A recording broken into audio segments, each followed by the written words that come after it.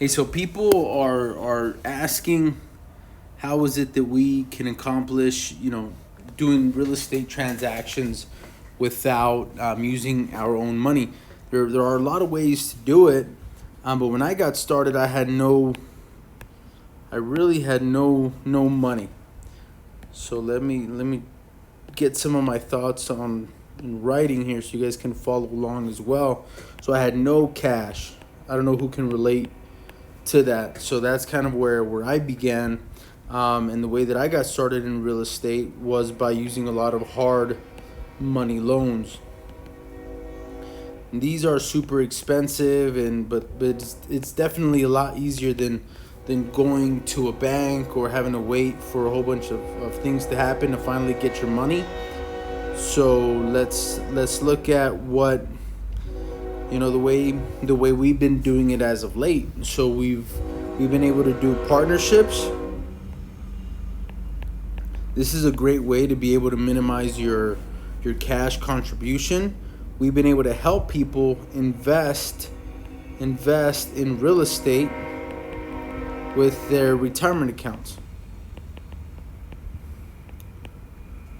So that's been one of the big ones that we've used. And now owner financing and things like that are just phenomenal when it comes to investing. So let me break this one down for you guys, give you guys an idea as to how to go out and use people's retirement accounts, or use your own retirement accounts to be able to invest in real estate. Now, real estate is, in my opinion, the best way to be able to obtain that financial freedom, that flexibility, take those trips you finally want to take, be able to bless and help your family the way you want to, the way you really want to help them, be able to accomplish these things through real estate. So this is what is really going on. There are trillions, I believe it's about $25 trillion in retirement accounts. So let me break it down for you guys this way. So these retirement accounts are 401ks or IRAs. Most people aren't very happy with their rate of return. Most people don't even know what their rate of return is in these retirement accounts. Now, if you're looking at retirement accounts, you're looking at old retirement accounts. Pretty much the word old only means that the retirement account was tied into a job that you were hired at previously. So it's like it's a retirement account that is pretty much you're not tied into the company where you ended up getting it.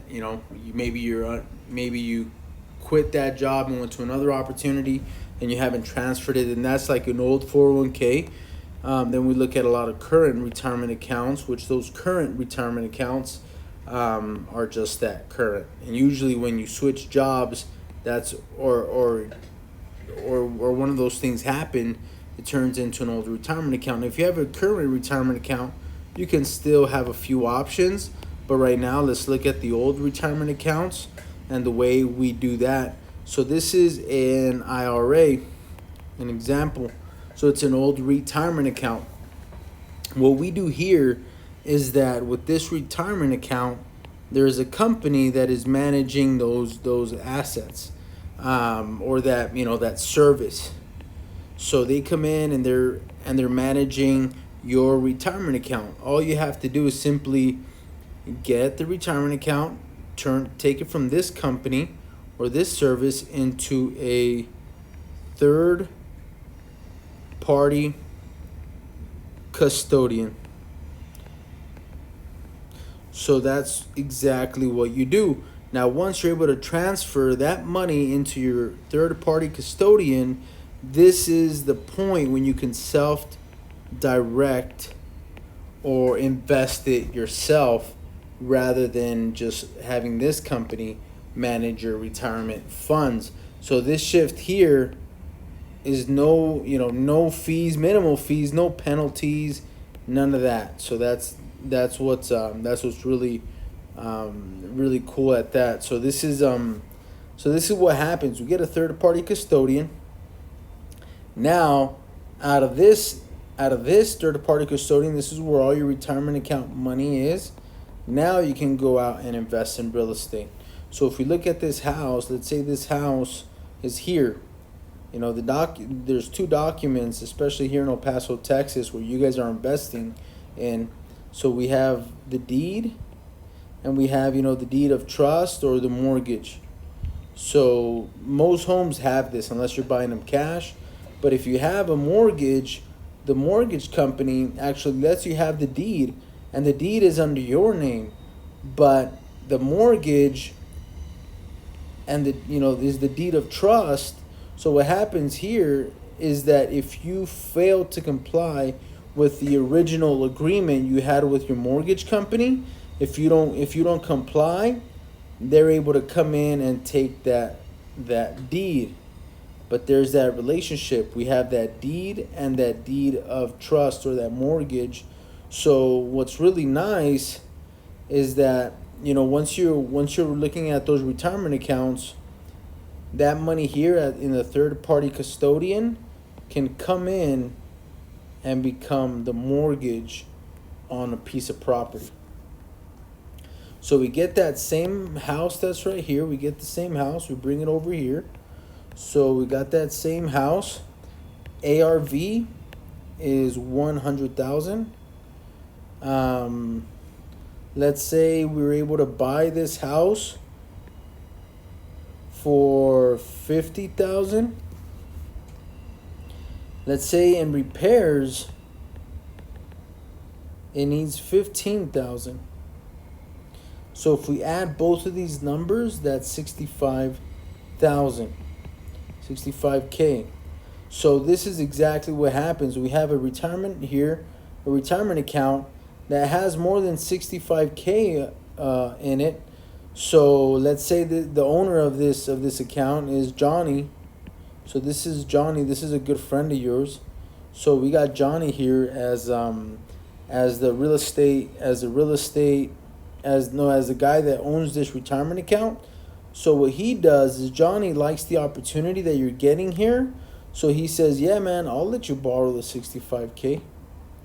So he comes in, it's his 65K.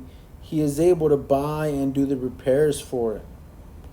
And for that exchange, this is where there is a interest rate. The 7%, 6%, 5%, 3%, whatever. You can offer him an annual rate of return, annualized, and that's where he loans you the money, but you could say, I'm making monthly payments at these rates into your retirement account. So now all of a sudden, this is you over here, and what you do is that you come in, now you buy this property. Johnny brought the money for the property. He comes into here. Now you are on the deed. You are the owner. The retirement account, Johnny's retirement account, is the mortgage company. So now you're making those monthly payments here. But now you're able to go in. You're invested 65K. You go out, you put it on the market. ARV, this represents, ARV is after repair value.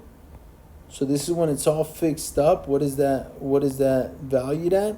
So we look at that, and then so we sell it at 100K, which is the ARV. This is the buy and the fix. This is how much we're in at the buy and the fix.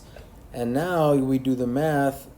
Boom, you do the math here, you're looking at 35K minus, let's say, closing fees. I'm going to use a really high number for this, but let's say 10% of the 100K, so that's 10K. So you end up making 25K in that you end up making. Now, if you end up paying, let's say 5% into Johnny's retirement account, this is annualized. You pay that back into Johnny's. Well, guess what? 25 grand at 5% annualized, and let's say you use that money for 6 months. you end up paying Johnny 10% of 25,000 is actually 2,500. So 5% would be, if we did division, divided by 2, so it would be 1,250. 1,250. So now you end up paying 1,250 back over to Johnny and right back into his retirement account. So he's happy, right? So you make 25 grand, you have to pay him 1,000. He's happy, he's making a rate of return. You're happy, you just made, about $23,750. So this is a way that you guys can go out and invest in real estate. So let's look at Johnny again. This is Johnny right here, and this is you. This is you. This is Johnny. So this is, well, not Johnny, but his retirement account. Retirement. Okay. So now both of you guys can go into business. You guys start a business. His retirement money, he brings in the money into the transaction. You bring in the services into the transaction. You guys come in, you guys do the same property. So you guys come in, that's 100K ARV. The same 65K to buy and fix. The 10K to close with those fees and everything else. So what you're looking at here is now you're looking still the same 25K, but now, that's another way that people end up doing it. Now the 25K goes back into the biz, and let's say if you guys go 50-50, or 30-70, whatever the case may be, the money comes into here. If it was 50-50, then what happens is that 12,500 goes to Johnny's retirement, and then 12,500 goes into your pocket. So now with this, compared to Johnny's investment of 65K straight out of his account, like if you guys do the math on that, that's about a 20% rate of return in only 6 months. So that's super good. That is really good. So if you could even go out and do business that way, in my opinion, that's a little too expensive. But if that's gonna save you the headache of having to make monthly payments and do all that, like it could be more easy. It could be an easier transaction. But yeah, that's just some of the ways that we could do real estate with no money.